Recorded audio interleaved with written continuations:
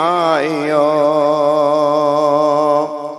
बलगल उला बेकमालिही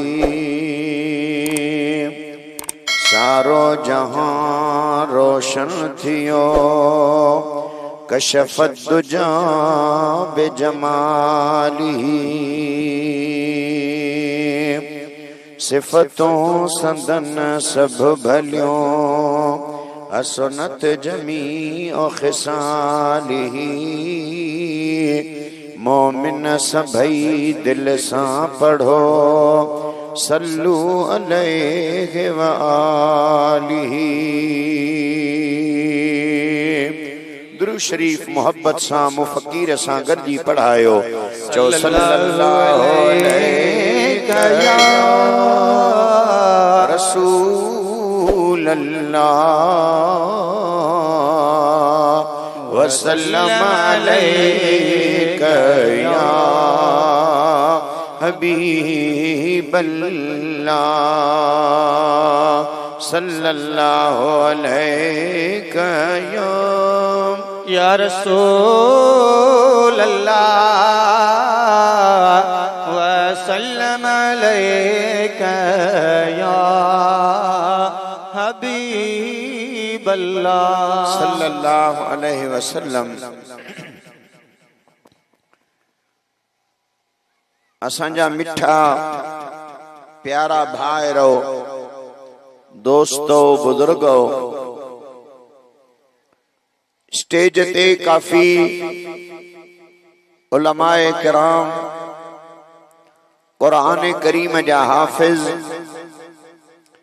असांजे मुर्शिदन करीमन जा खुलफा नात खान बिया प्यारा बुजुर्ग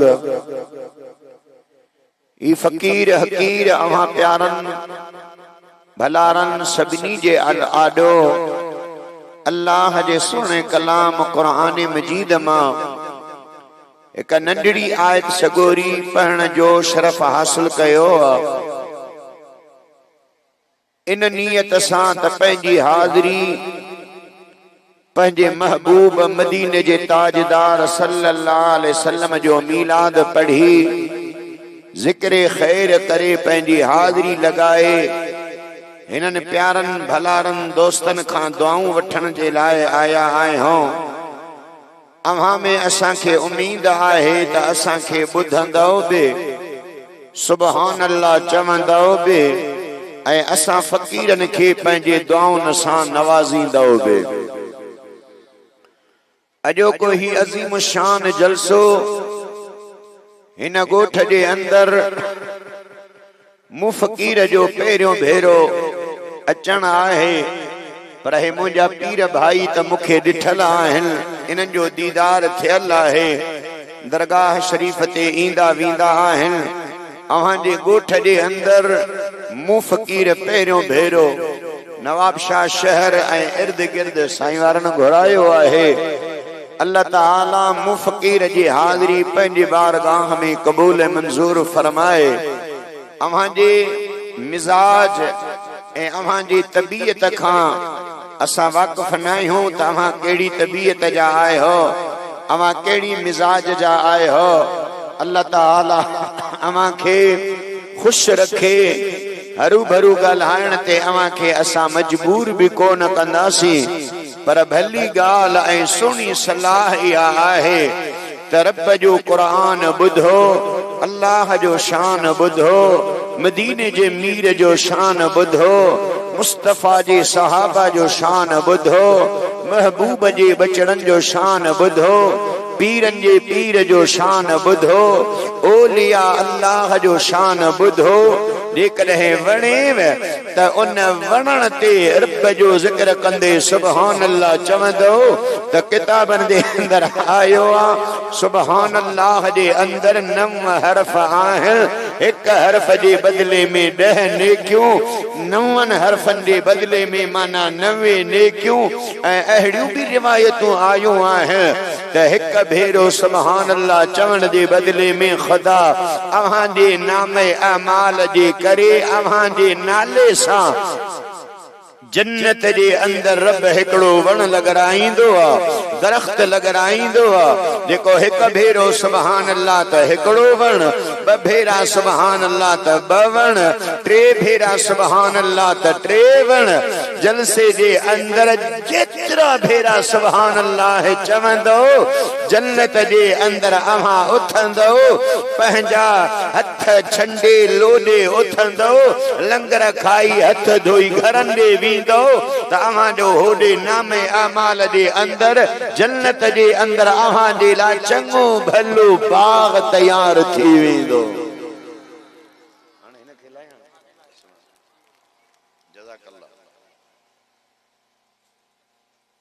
असांजे दोस्तन अल्लाह जे प्यारे हबीब असांजे प्यारे आका प्यारे नबी जो मीलाद मल्हायो आहे। मीलाद इन जी का दुखी माना कान्हे, दुखी समझाणी कान्हे। मीलाद असां मुसलमान उन कचहरी के चवंदा आहियूं, उन जलसे के चवंदा आहियूं, उन गॾजाणीअ के चवंदा आहियूं, जंहिं गॾजाणीअ जे अंदर असां तव्हां मुसलमाननि जे प्यारे नबी दो आलम सल्लल्लाहु अलैहि वसल्लम सिर्फ मुसलमाननि जे नबी न, हिन पूरी कायनात जे नबी, खुद नबीजन जे भी नबी ज़ाहिरी तौर ते रबीउल अव्वल शरीफ महीने जे अंदर आया। जॾहिं भी साल ते यो महीनो फिरी ईंदो आहे तो खुदा जा बाना पंहिंजे दिलबर महबूब जे आमद जे खुशीअ जे अंदर अहिड़ा जलसा रखंदा आहिनि, ख़र्च कंदा आहिनि, सिंगार कंदा आहिनि, अल्लाह दा बानो खुशीअ जो इज़हार कंदा आहिनि। सिर्फ़ इन जे करे त मदीने वारा दुनिया ते आया आहिनि ऐं असां मुसलमान पंहिंजे नबीअ जे अचण ते ख़ुशि आहियूं। अव्हां भी खुश आए हो या न हो, पर तव्हां मूंखे चओ मौलवी तू पहिरियों चक्कर आयो आहीं, असांजो इम्तिहान न वठ, असांखे आज़माए न। असांजी दिल अल्लाह जे हबीब जे मोहब्बत सां भरपूर आहे, अल्लाह जे महबूब जे इश्क सां भरपूर आहे। जे मदीने वारे जो इश्क न हुजे हा त निंड फिटाए हिन ॻोठ जे अंदर अचूं छो? आया उन दिलबर हबीब जे मोहब्बत में आयो, महबूब जे जिक्र बुधण जे लाइ आयो। साईं ज़ुबैर या साईं वारनि सां गॾिजी ओ मौलाना असांजो दोस्त नालो छा साईं जुनेद ऐं ॿिया ॻोठ वारा हेड़ो ख़र्च करे, हेड़ो जलसो सजाए असांखे तव्हांखे घुराए करे सियासत जो वोट वठण जे लाइ न, नोट वठण जे लाइ न, ओ मुंहिंजा अदा कालीन जो भी इंतजाम थियो, स्टेज जो भी इंतजाम थियो, आलिम आया, नात खान आया, असां तव्हांखे घुराए करे ऐं यकीनन इन्हनि अव्हांखे ॿुधायो हूंदो, चवरायो हूंदो त अचो अॼु असां पंहिंजे दिलबर हबीब जो मीलाद ऐं मुस्तफ़ा जो ज़िक्र मल्हाए रहिया आहियूं। असां अकेलो न, अचो त सभु गॾिजी मदीने जे मीर जो ज़िक्र ॿुधो, महबूब जो शान ॿुधो। अचो वेही कयो गॾिजी सचे सरदार जूं ॻाल्हियो, यतीमन बेवड़न ऐं यर अड़न आधार जूं ॻाल्हियो। सुभान अल्लाह। उन दिलबर हबीब जो जिक्र बुधण जे लाइ आया आहियां। मन अल्लाह जिक्र बुधी करे असांखे महबूब जे इश्क जो ज़रो ॾे, मोहब्बत जो ज़रो ॾे। पर आउं तमहीद में घणो ॻाल्हाए वियुसि, अल्लाह जे क़ुरान जे तरफ़ अचूं, महबूब जो ज़िक्र कजे त रब जे क़ुरान मां कजे।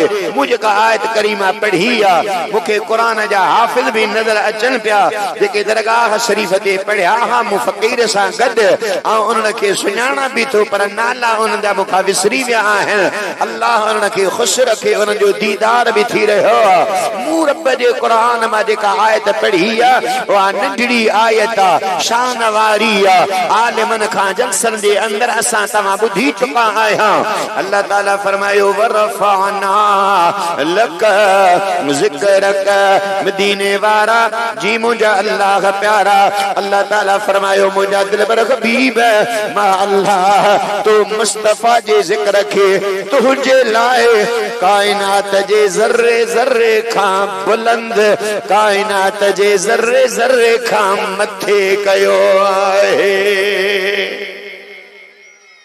वरफाना लक ज़िक्रक इहा आयत करीमा हे असांजा मौलवी हे इर्द गिर्द मुंहिंजा जेके वेठा आहिनि इन्हनि जे वाइज़नि में ॿियनि वॾनि आलिमनि जे वाइज़नि में ॿुधी चुका आहियूं पर ही मौलवी नंढड़ो आहे सादी तबीयत जो आहे फ़क़ीरानी तबीयत जो आहे पंहिंजे हाल आहर पंहिंजे दिलबर हबीब जो ज़िक्र बयान कंदो आहे ऐं कोशिश कयां त अवां जेके हे थकल वेठा आहियो घणे टाइम खां अल्लाह अवां जी इहा थकावट पंहिंजे बारगाह में कबूल फरमाए ऐं कोशिश करियां त अव्हां खे असांजे दोस्तनि जे जलसे जे अंदर सिर्फ़ ॿ ॻाल्हियूं सम्झाए वञा हूअं त भला मौलवीअ जो वाइज़ सॼो त कंहिंखे यादि थींदो कोन अबा मौलवी कलाक वाइज़ करे नात ख़ान नातूं पढ़नि केरु थो यादि करे सॼे कलाक वारो वाइज़ केरु यादि कंदो मूंखां पहिरियां हिकिड़ो आलिम सगोरो शायदि अव्हां जे तरजो आहे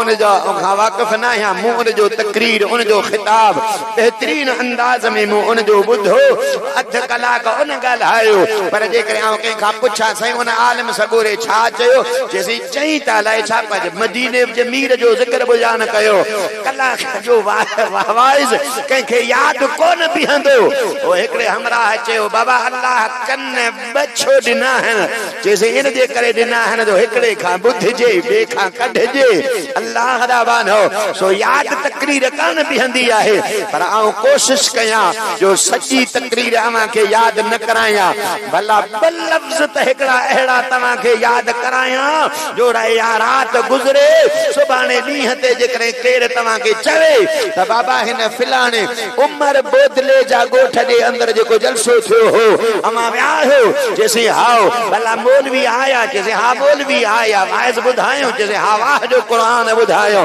चई छा चयो चई चयूं त अलाए छा बाक़ी टीन खड़काए छड़ियो केरु यादि कंदो वाइज़नि खे केरु यादि कंदो रब जे क़ुरान खे केरु यादि कंदो महबूब मदीने जे मीर जे नतन खे शान खे पर इंशा अल्लाह ऐं कोशिश कंदो सिर्फ़ ॿ लफ़्ज़ अवां खे यादि कराए वेंदुसि वरी वरी तव्हां खां चवराईंदुमि वरी वरी अवां जे ज़बान ते उहे लफ़्ज़ ईंदा त इंशा अल्लाह अवां उहे लफ़्ज़ पक्का कयो पोइ माण्हुनि खे जवाब जे अंदरि चओ त अदा ॿियो त कोन पर मौलवी असांखे ॿ लफ़्ज़ अहिड़ा त पक्का कराए वियो आहे हेल न बल्कि ईंदड़ साल ताईं भी लफ्ज़ तव्हां खे यादि रहंदा कहिड़ा अल्लाह ताला फरमायो वरफाना लक ज़िक्रक मदीने वारा मां रब तो मुस्तफा जे ज़िक्र खे मथे कयो आहे अल्लाह ताला मदीने वारे साईं जे ज़िक्र खे महबूब जे ज़िक्र खे हे आलिम स्टेज ते जेके अवां हेठ वेठा आहियो आलिम अवां खां मथे आहिनि छो त ही धिको ठहियल आहे ही मथे आहे वरी जेको मौलवी वाइज़ पियो करे उनखे कुर्सी ॾिनो हे अल्लाह जो ज़िक्र पियो ॿुधाए मदीने जे मीर जो ज़िक्र पियो ॿुधाए रब जो क़ुरान पियो ॿुधाए उनखे वरी तव्हां कुर्सी अता कई आहे कुर्सीअ ते वेही करे रब जो क़ुरान ॿुधाए ही मौलवी स्टेज वारनि खां मथे स्टेज वारा अवां मथे अल्लाह रबानो रब जे बारगाह में ज़हन जे अंदर सवाल अची रहियो आहे ओ असांजा मौला तो पंहिंजे दिलबर हबीब जे ज़िक्र खे जो मथे कयो आहे बुलंद कयो आहे उहो ज़िक्र केतिरो मथे आहे 5 फुट मथे आहे 10 फुट मथे आहे 50 फुट मथे आहे 100 फुट मथे आहे अल्लाह ताला फरमायो दुनिया वारो ये अवां जे ज़हन जा अंदाज़ा सब हेठ हेठ आहिल सभिनी मथा इन खां मदीने वारे जो ज़िक्र मथे आहे। अवां जा जेके ज़हनी अंदाज़ आहिनि, अवां जा जेके ज़हनी इल्म आहिनि त हेतिरो फुट मुंहिंजे रब फरमाई अञा फुटी कोन हा त मां अल्लाह पंहिंजे दिल भर हबीब जे ज़िक्र खे बुलंद कयो आहे। या अल्लाह मथे खड़ी निहारियूं था त आसमान नज़र पियो ईंदो आहे। ॿियो आसमान एतिरो मथे आहे जो आलिमन सम्झायो त 500 साल जेको पंध करे पोइ आसमान ते पुॼंदो, एॾो आसमान परे आहे, एॾो आसमान मथे आहे। अल्लाह ताला फरमायो यो पहिरों आसमान हेठा मुंहिंजे दिलबर हबीब जो ज़िक्र इन खां मथे आहे। ॿियो आसमान हेठा मदीने जे मीर जो ज़िक्र उन खां मथे आहे। टियों आसमान हेठा तुंहिंजे मुंहिंजे दिलबर हबीब जो ज़िक्र उन खां मथे आहे। 6 आसमान 7 आसमान हेठ मदीने जे मीर जो ज़िक्र मथे आहे। पर आसमान खां मथे सिदरतुल मुंतहा आहे। सिदरतुल मुंतहा बि हेठ असांजे तव्हांजे नबीअ जो ज़िक्र। यो मथे वारो लफ्ज़ त तव्हांखे यादि पियो करायां। सुभान अल्लाह, सुभान अल्लाह। 7 आसमान हेठ असांजे साईं जो ज़िक्र, सिदरतुल मुंतहा हेठ मुस्तफा जो ज़िक्र। सुभान। कायनात जो ज़र्रो ज़र्रो हेठ आहे। अल्लाह रबानो मदीने वारे जो ज़िक्र मथे आ। दलील छा है? अल्लाह ताला पंहिंजे दिलबर हबीब खे पंहिंजे दीदार जे लाइ मथे घुरायो हो, अर्शन ते घुरायो हो, शेर करायो हो। मुस्तफा जो शेर शेर आ ये मथे वयो ॿियो केरु आ। मुस्तफा जो शेर शेर आ ये मथे वयो ॿियो केरु आ। जीअं मदीने वारा मथे विया इएं मथे केरु वयो न। छो? ही 1.25 लख नबीअ जो सरताज आ माण्यो महबूब जीअं कहन मेरा जवा।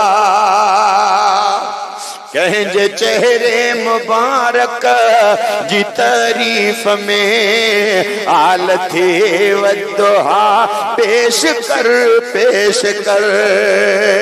मुंहिंजे महबूब जो मट मिसल कोन आ जे न थे पक भला पेश कर पेश कर।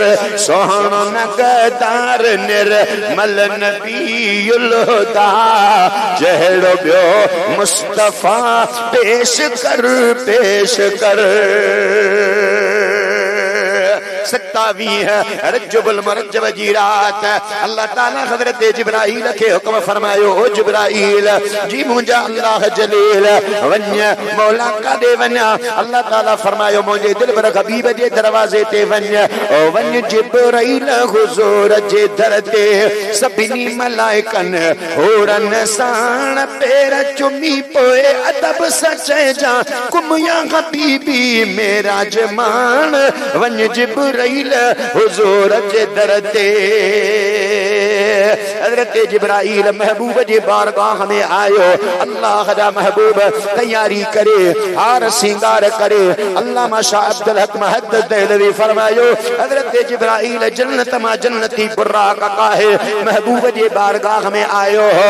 मदीने वारे खे रब मेराज ते घुरायो तो ना मुंहिंजा दिलबर हबीब बैतुल मुक़द्दस जे अंदर आया। 1.25 लख नबियन जी अगवानी फरमायो, क़यादत फरमायो। अल्लाह ताला उन नबियन सां जेको वाइदो कयो हो रब पंहिंजे क़ुरान जे अंदर लतुमिनुन बिही वलतनसुरुन्नह क़ाल अक़ररतुम व अख़ज़तुम अला ज़ालिकुम इसरी क़ालू अक़ररना क़ाल फशहदू व अना मअकुम मिनश व अना मअकुम मिनश शाहिदीन।